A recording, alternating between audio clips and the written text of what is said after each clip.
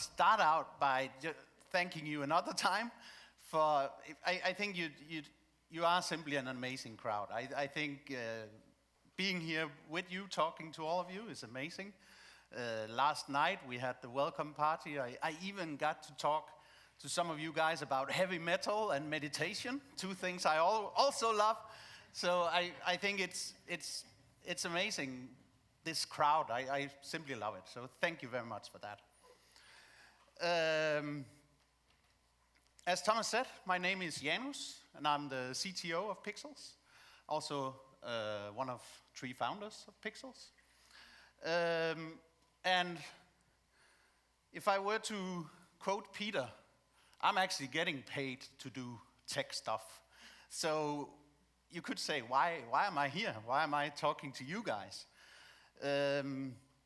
I think there's things that can be used from the story that Pixelz have gone through, the journey we have gone through, and how we became a company that is constantly implementing technology and AI and trying to evolve that.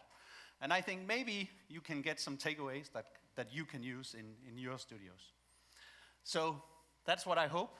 Let's see where we end up. To begin with, I want to go back. Actually, I want to go back even before this. This is the logo of Remove the Background, which is the name Pixelz had when we founded it in 2011. Before that, we ran an e-commerce platform company. And we built a shopping platform. We sold these e-commerce solutions to clients.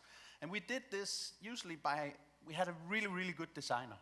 And she would make a great looking design. We would go out, show it to the clients, and they would buy it. Then we would get all the data and all the images in there and get back to the client and say, now you have a real web shop. And often they would be, it doesn't look that great. And we realized the problem was the product images. And back then, this is, we started in '99, so this is a good way back. A lot of these businesses, their photo studio was in the corner of the warehouse. Some of them didn't have any lighting. It was just whatever light was in the warehouse. They didn't have a backdrop. It was very unprofessional, to be honest. And we figured, well, we can fix this. If we remove that background, it's going to be great. It's going to look good. So that's how we started. Of course, after a few years, we realized that, removing the background is not really what's needed. There's a lot more to that and a lot more complexity, and that's why we changed our name to Pixelz. And back then as well, as Thomas said, it was a manual business, more or less. We didn't have any automation or anything. Today, we rely heavily on AI and automation to deliver our product. And now I'll get to the story how we got there. So I remember very, very clearly a day where we realized that AI had to be part of the future of Pixelz. We were in a meeting room, Thomas and Thijs and me, my co-founders. We were discussing the future. And now someone came up with an analogy, and I want to try to put you there. So now imagine you're in this car, and you're basically pushing the speeder. You've been doing that for a few years. You're going faster and faster and faster and faster. At this time, we've been doubling every year over year. I think we had been in the local newspaper 3 times. My mom was super proud of me. We almost won a prize as the coolest startup, e-commerce startup in Denmark. I think we got 2nd or 3rd prize. And we felt like we were in this car, speeding up faster and faster and faster. On the side of the road, there was people cheering us along, saying, "Whoa, it's amazing, you're doing great." But we could look out the front window here. And out there, we saw a cliff. And we saw clearly that we were going faster and faster towards this cliff, and we were going to go over it if we didn't change. We were basically killing ourselves and killing the company with the growth we had. So we needed to figure out how we're going to continue to grow, but do it in a scalable way. We realized that we needed to remove a lot of simple tasks from the hands of our editors. And this is where we started that journey. So that day, SAW was born. SAW is short for Specialist Assisted Workflow. We basically took the process of retouching images, broke it into smaller steps, with the goal of having specialists on each step and automating and removing the small, simple tasks. So soon after that, we started our first AI project. We decided to start out with a simple task that we thought we could do successfully: moles. So we basically spent almost the first year of trying to figure out how to make AIs, building an AI that could detect and remove moles. And after a year or so, it worked. Yay! Until we came back to our production team and the retouch and says, we're ready to launch this. And they basically said, well, we don't do that anymore. No one wants that. So we created an AI that no one needed. And it was never launched. And in many ways, of course, that's hard to call a success. But actually for us, that was a success. Because what we realized was that we could get the people together to do these kind of things and build these kind of AIs and so on. And I think that was super important for Pixelz as a mindset to look into the future and how we were going to do in the future. And then, of course, we also learned that we can't always predict the future. When we started out, actually, it was clients who needed moles removed and stuff like that. And it just retouching standards changed. So when is AI the go-to solution? Well, we figured out that we needed to answer this question. And sooner or later, we started building the right AIs that would actually help us and save money, and even for some of them make it possible for us to do products that we couldn't do before. These examples, some of you may have seen them before, because I think Sebastian also used some of these images. And Sebastian is the head of our R&D team, so he's running the guys that actually built these. But these, I still get excited about these examples. The white one here is the mask that our AI is doing. And that's one of the oldest AIs we had, and it runs really well. And actually where I get really excited is this red box down here. Because this is a fairly new AI we trained recently. I think it's probably been used now for a little more than a year. And basically what we wanted to do is we wanted to say, create the mask, and now train on all. We have these quality assurance people looking at it and finding mistakes. Train on all those mistakes and start finding the mistakes. And when we were doing the early test, we got this image out. And I looked at this, I remember, and I said, but there's no mistake there. That's a perfect mask. That can't be any better. And then, good thing is this AI will draw this red area and tell us where to look. And actually, inside the lasers here, the background is not removed. The mask is not done. So actually it detected a mistake. And it does today as well. So we learned that finding the right problem is super important. And now I'll tell you a bit about our process of how we find out what is the right problem to solve. And this is also the part where I hope maybe you guys can use it and learn from it. So first of all, in Pixelz, one of our core values is let data decide. So we definitely believe that we need sometimes to at least let our gut feelings and our instinct drive part of the decisions we make. But sooner or later, when we really start making the bigger decisions, we need data to be a big part of that.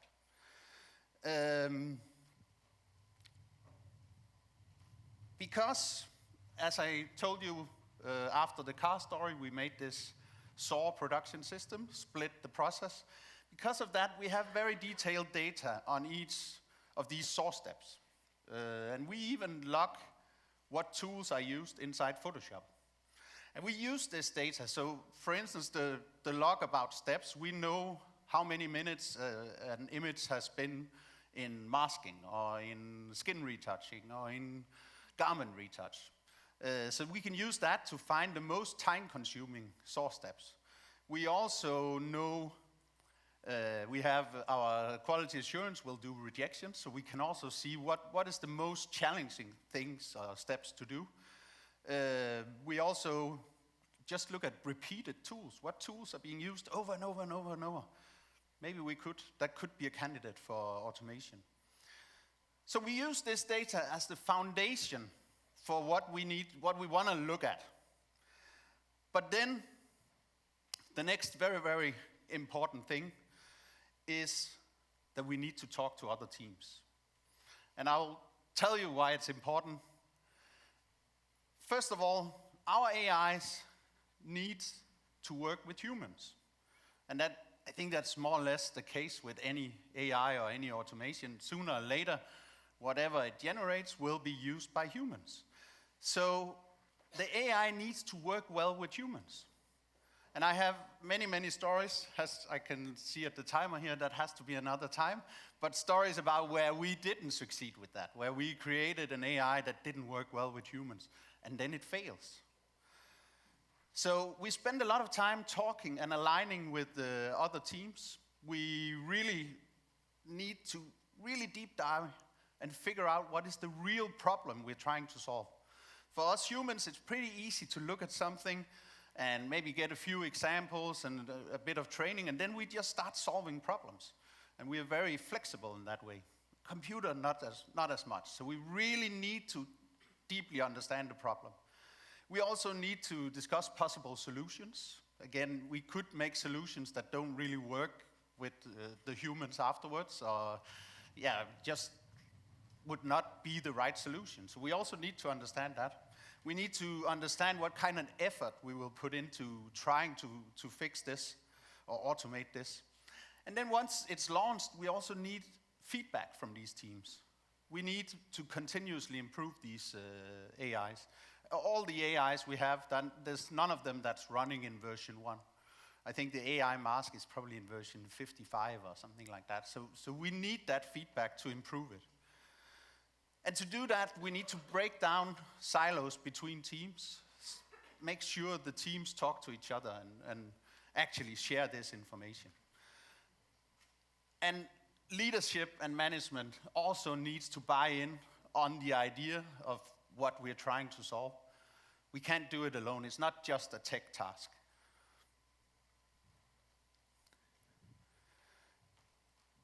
I think most of us have heard about the 80-20 rule from Google, where basically they give 20% of the time to experiment with whatever you want.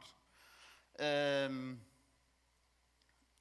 I think the essence of that idea is that you need time to experiment if you're going to implement new technology or just find out new ways to do a lot of things.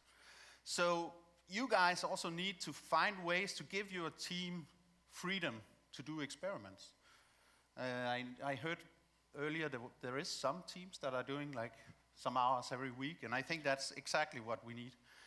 We also need to get collaboration. In my team, it's tech experts. And very, very often, it's clear to me, even tech experts who've been in the business for a long time, they don't really know exactly what the field experts are doing, and vice versa. And if they don't fully understand each other, they're not going to come and ask for something that might be able to be done, because they don't even know it can be done. So that's super important as well. This picture here is from a hackathon we had.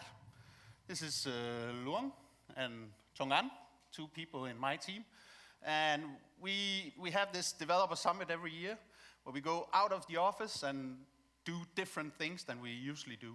And here is a hackathon. We split up people in new teams and new ways of working together. They pick a problem they want to solve.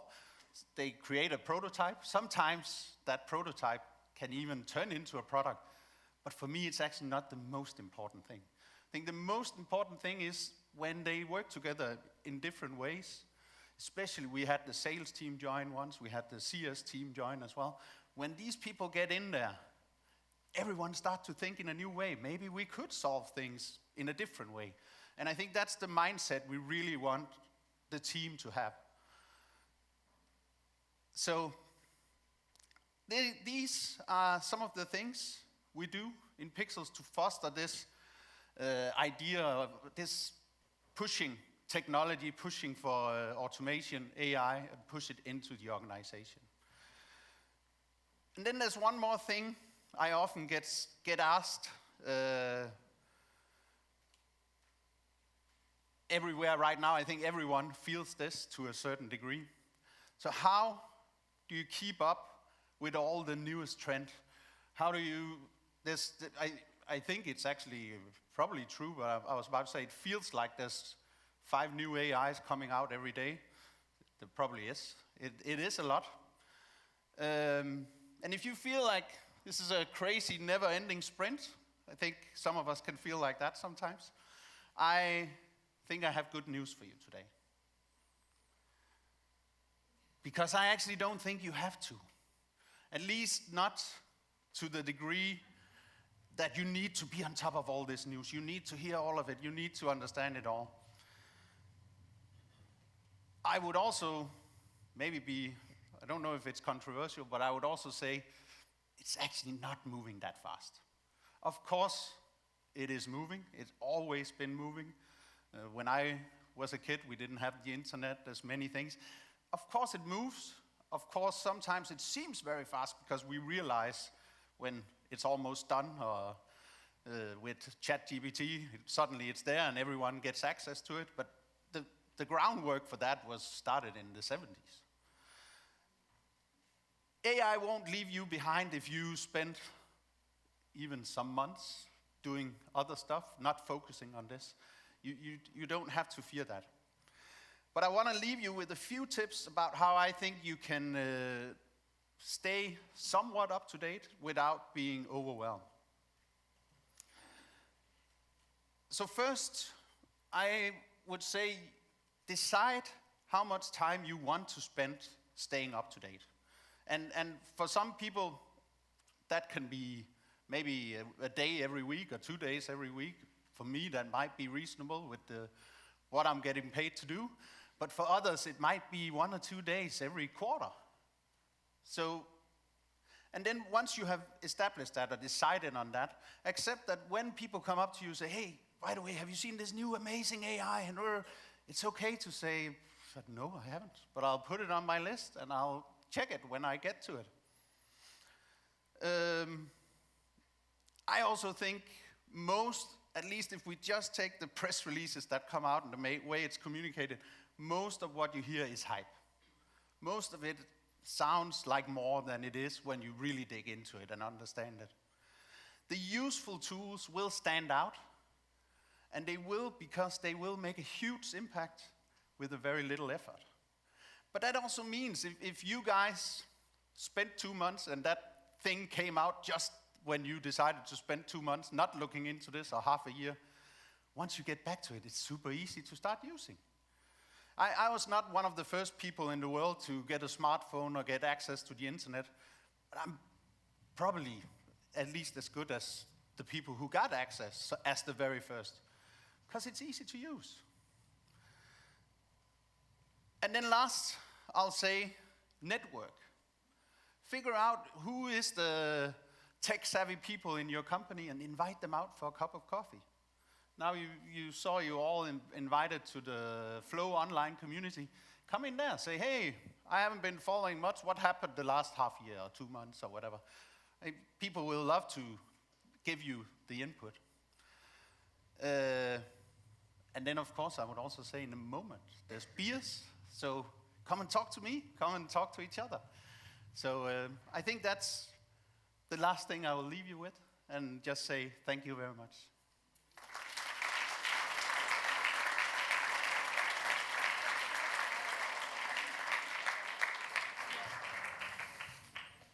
Thank you, Janus. I have to say, I actually feel a little like Forrest Gump every once in a while. And by the way, everyone, I should say hi from Solvej. She's going out with her parents tonight instead of Janus. That's true, that's true. Yeah. And she didn't complain. Thank you. Good. Janus, a few questions for you, I'm sure here. What is the most recent AI you've implemented, and how was that decision made? Yeah. I think maybe the most recent thing we're doing right now, which I think could be interesting to talk about here, is that we actually decided to restructure a lot of steps. We found out, and then this is actually an example where we had our Sebastian, our head of R&D, really getting in and talking to the people who are training our retouchers and so on.